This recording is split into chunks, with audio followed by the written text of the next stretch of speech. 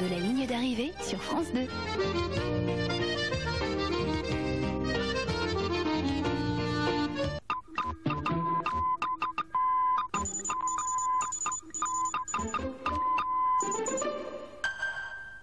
Bonjour, voici les résultats et les rapports du samedi 11 juillet. Au premier tirage d'hier soir, 2 gagnants ont trouvé les 6 bons numéros. Montant des gains au premier rang, 3 336 840 francs.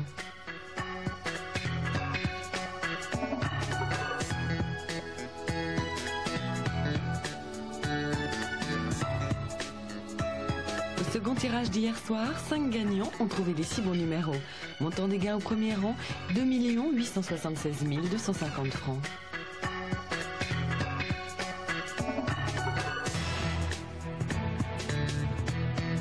Retrouvez résultats et rapports sur Minitel 3615 Loto.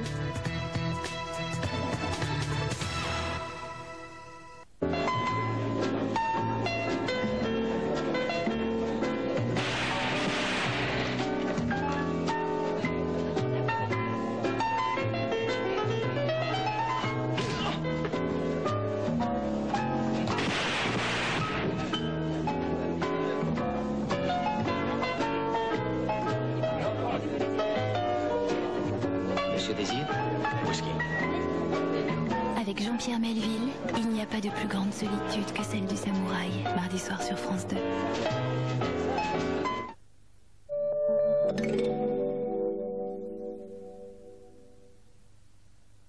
Moi, j'attaque tous les jours à 5 h du matin. Et c'est pas un café qu'il me faut.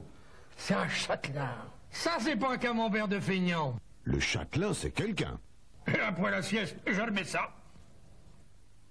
Dave Classique, le nouvel album de Dave.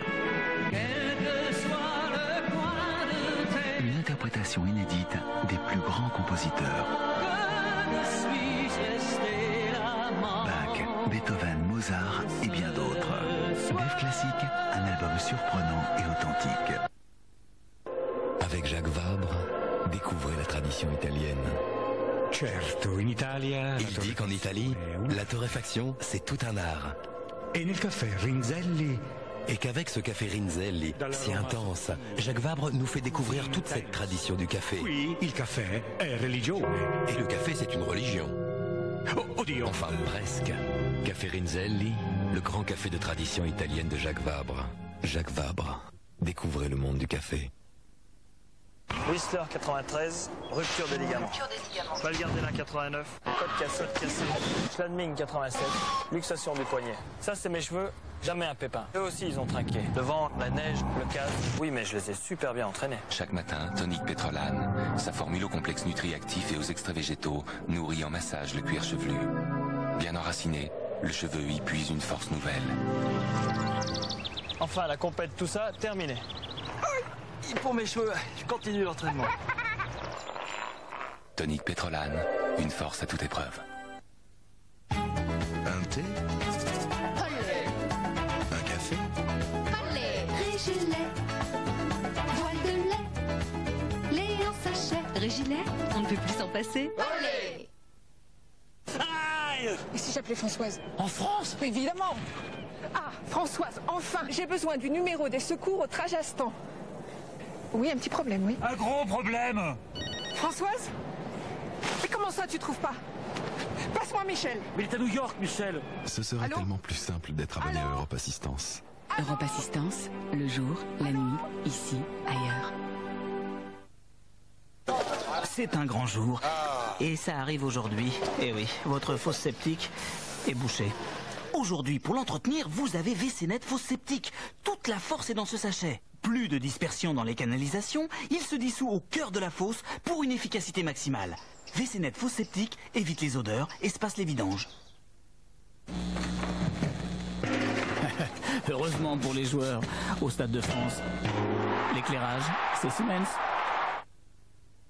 La lessive Samara à la résine de pin, c'est parfait pour nettoyer ses murs. Mais surtout, ça nettoie tout. Lessive Samara nettoie tout, et même plus. Quand le satellite Astra E est lancé, la télévision numérique commence et nous sommes déjà les premiers. Chez Astra, nous voulions que tout le monde puisse recevoir un incroyable choix de programme, avec une qualité d'image exceptionnelle. Et ça, partout avec une petite antenne satellite. Aujourd'hui, les 7 satellites Astra diffusent plus de 500 programmes. Astra, nous vous apportons la télévision numérique. Pensez au nouveau diffuseur automatique de catch et oubliez les moustiques une fois pour toutes. Avec son programmateur électronique, il se met en marche tout seul chaque nuit et s'arrête tout seul chaque matin jusqu'à 70 nuits.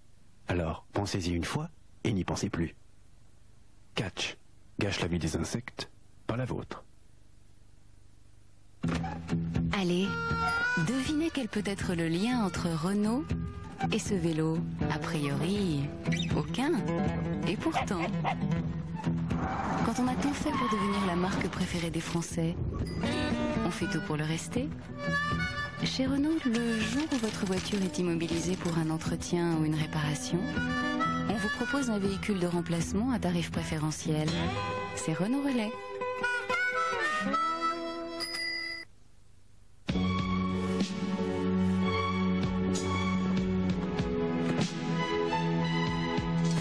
Royal Canin Size.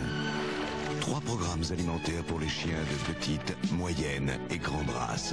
Mini, médium, maxi. Size de Royal Canin, respectons leurs différences.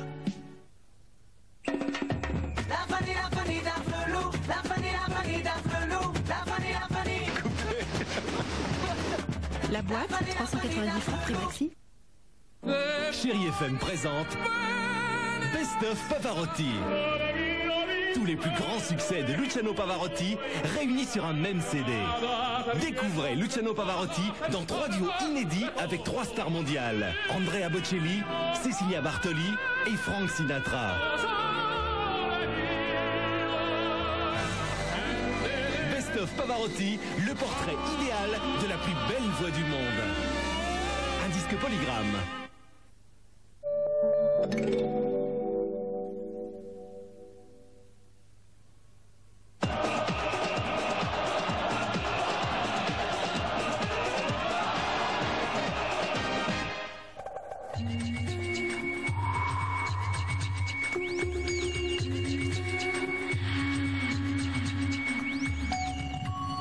Bonjour à toutes et à tous. Si vous cherchez un petit peu de soleil, il faudra tout simplement descendre vers le sud, car sur toutes les autres régions, c'est franchement pas terrible. Et puis pas d'amélioration prévue pour la semaine prochaine. C'est en tous les cas ce que Météo France nous annonce. Alors c'est dû à une perturbation qui nous est arrivée hier des îles Britanniques, qui est arrivée sur la Bretagne et qui nous a apporté sur toutes ces régions des nuages, de la pluie, beaucoup d'humidité.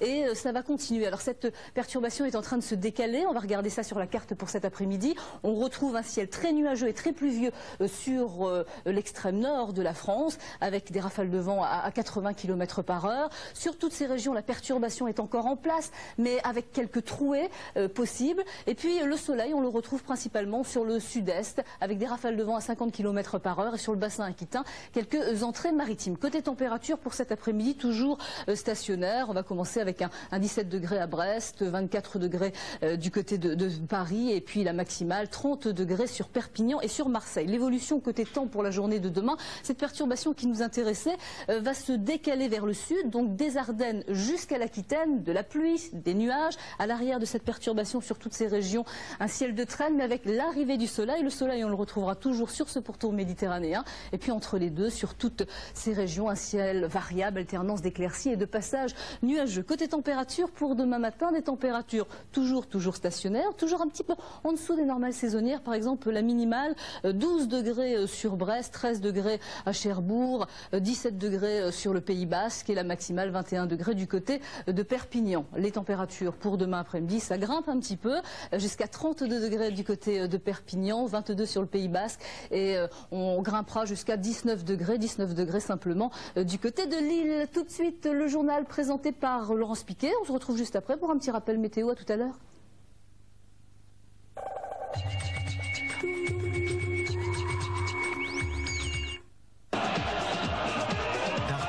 Le contrat de confiance.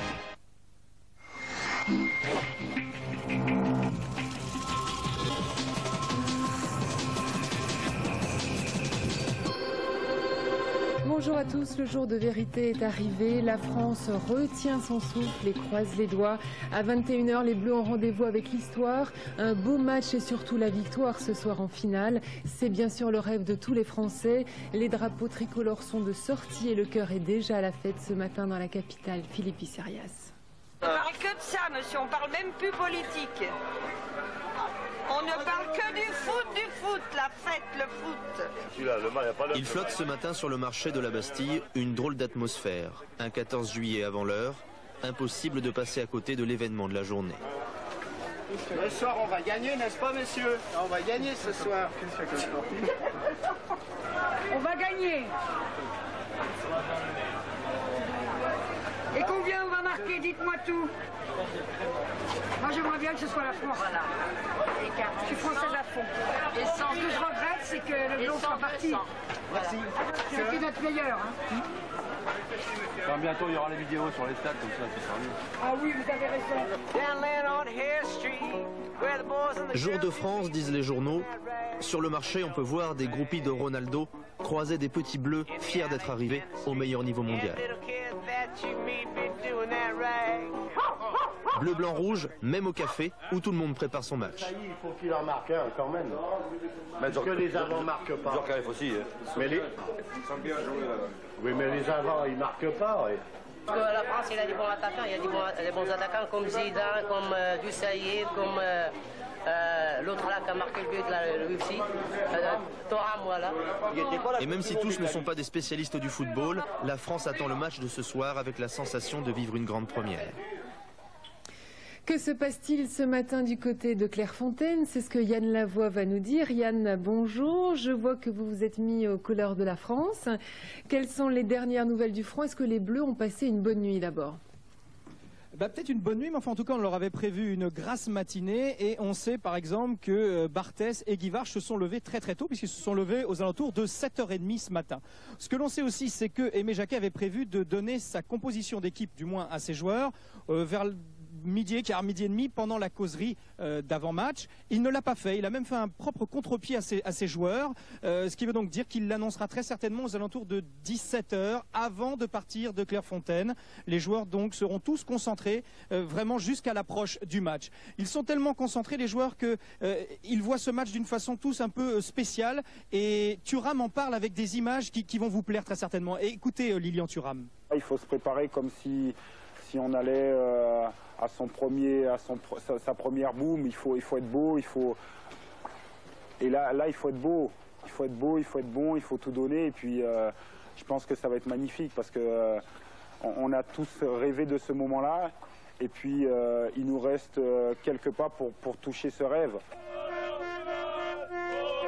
Vous le voyez donc, ça c'est tous les gens qui vont attendre les Français tout à l'heure pour leur faire la fête, pour leur faire une ovation, parce qu'aujourd'hui sera peut-être l'un des plus grands jours, si ce n'est le plus grand jour du sport français. C'est du moins ce que l'on espère. Si la France remporte cette Coupe du Monde, ils seront plusieurs centaines, voire 1 millier de spectateurs à attendre à la sortie du château de Clairefontaine pour les encourager jusqu'à Saint-Denis. Et Yann, vous vous êtes habillé évidemment pour la boum de ce soir. Oui, bien prêt, regardez, hein. J'aurais me faire remarquer. Merci Yann. Ce matin, la dimension fraternelle du sport était très présente lors d'une messe célébrée à la basilique de Saint-Denis. Dominique Rocheteau a lu une prière tandis qu'une chorale de Soweto a animé la cérémonie. Sébastien Vibert. La messe dans la basilique de Saint-Denis a été célébrée ce matin à guichet fermé. Les fidèles s'y sont pressés avec, pour certains, une ferveur un peu particulière. Là, je vais prier, puis je vais mettre une bougie. Hein.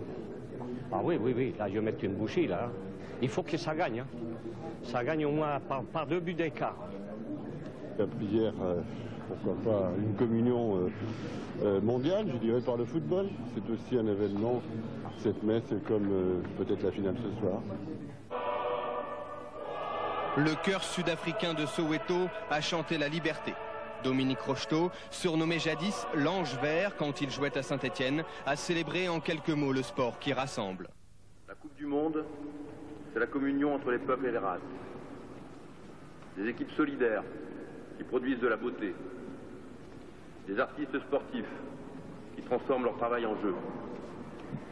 C'est un hymne à la fraternité. Des hommes qui ne renoncent pas à l'enfance.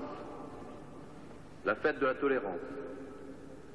Oui, la Coupe du Monde rassemble des personnes qui luttent loyalement pour imposer leurs moyens d'expression.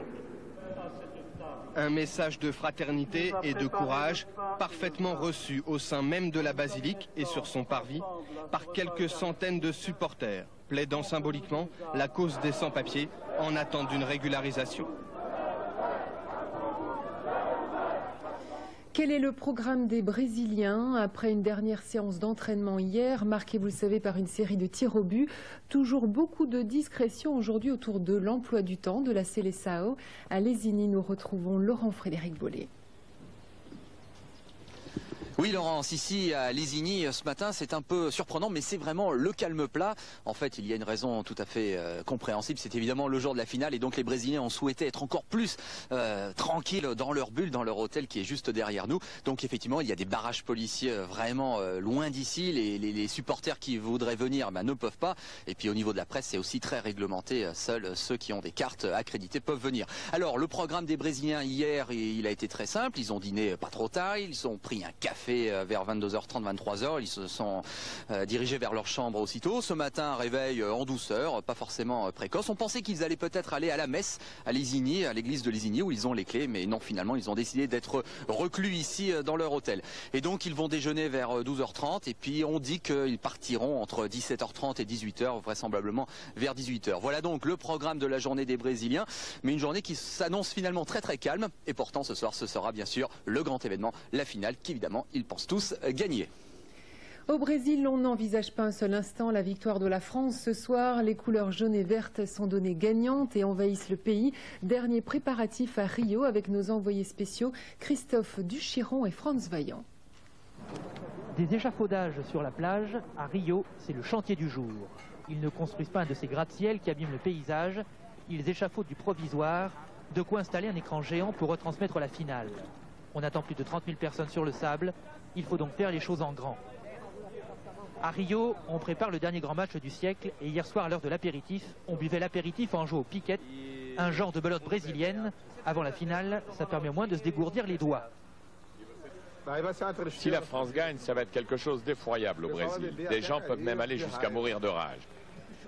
Si jamais on perd, tout le Brésil sera en pleurs. Il faut que l'on gagne, comme ça on aura un jour férié. Les Brésiliens, ils sont tellement forts sur le terrain que bien souvent pour l'adversaire, il vaut mieux les voir en peinture. Ronaldo essaie donc qui raye le gazon, le Superman du ballon rond. Dans les bars hier soir, il n'y avait pas grand monde pour suivre le match entre les Pays-Bas et la Croatie. Les Brésiliens aiment le football quand c'est le Brésil qui joue, sinon ça les intéresse autant qu'une partie de pétanque à Marseille ou qu'un match de cricket en Angleterre. La France est arrivée là où elle devait. Comme ça, c'est bien pour tout le monde. Au lieu de fêter une défaite, les Français vont fêter une deuxième place, comme une victoire. Quand on leur demande qui va l'emporter, le fair play des Brésiliens répondent que le meilleur gagne. Et ils se dépêchent d'ajouter, le meilleur de toute façon, c'est le Brésil. Ces supporters ont sorti leur coupe à eux. Ils ont laissé une petite place pour la Coupe du Monde. Bref, on n'est jamais trop prévoyant. Question, quels sont les atouts des deux équipes qui vont s'affronter ce soir? Comment la France va-t-elle lutter face à la meilleure équipe du monde? Les Bleus ont pour eux la meilleure défense du Mondial 98, une volonté de vaincre et un public que l'on espère très fervent. Christelle Bertrand. Ronaldo, joueur phare de la Seleção, va se retrouver face à Marcel Desailly. Tournoi de France l'année dernière, les deux hommes sont face à face. Et la plupart du temps, c'est Ronaldo qui passe. Mais depuis le début du mondial, Desailly est le pilier de la plus grande défense de la compétition. Justement, on dit souvent que la meilleure défense c'est l'attaque. Lilian Thuram en est le meilleur exemple. 2 buts, il qualifie la France en finale à lui tout seul. Mais le Brésil a un quatuor de choc. Leonardo, Bebeto, Ronaldo, Cafu, des joueurs qui donnent souvent le tournis aux défenseurs. Le dernier rempart brésilien s'appelle Tafarel.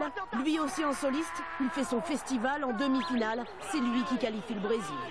En face, Barthez n'a rien à lui envier. Il sauve l'équipe de France à la dernière minute du match. Le Brésil a des artistes joueurs. Ils sont les meilleurs en tour de passe-passe. Mais Zidane a aussi bien compris comment faire disparaître les défenseurs.